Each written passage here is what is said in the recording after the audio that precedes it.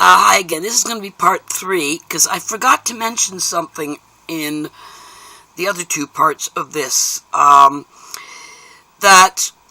if you really want to understand what God is talking about, you have to read the Bible. That's super important.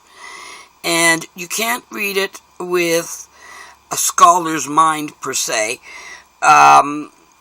It's not written for scholars, fancy scholars who think they know it all, to understand.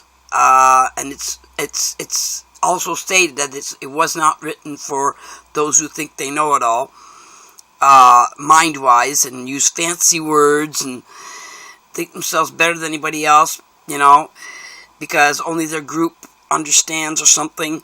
They're not made to understand. It's made so, it was written so that those with a simple heart, a simple mind, not an idiot.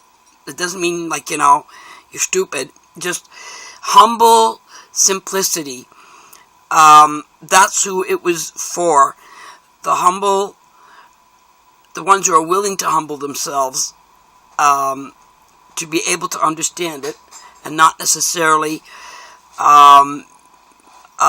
look for fancy words to try to understand it. It's also made very clear in the Bible that there's only one thing that God won't forgive, and that's blasphemy against the Holy Spirit. It's like, if you want to use analogy, it's similar. Let's say somebody says bad things about your mother or your wife or your sister. What are you going to do? You're going to be very upset, and you're most likely not going to ever forgive. It's something like that with God and the Holy Spirit, and Jesus and the Holy Spirit.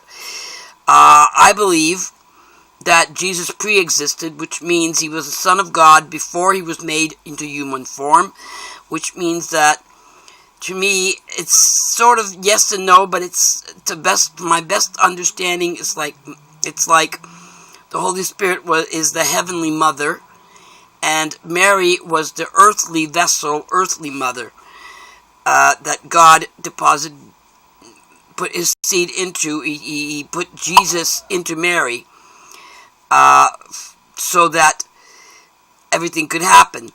But the thing is, a major thing that he will not forgive is blasphemy against the Holy Spirit. And your best way to understand the Bible is to ask the Holy Spirit humbly to help you understand it.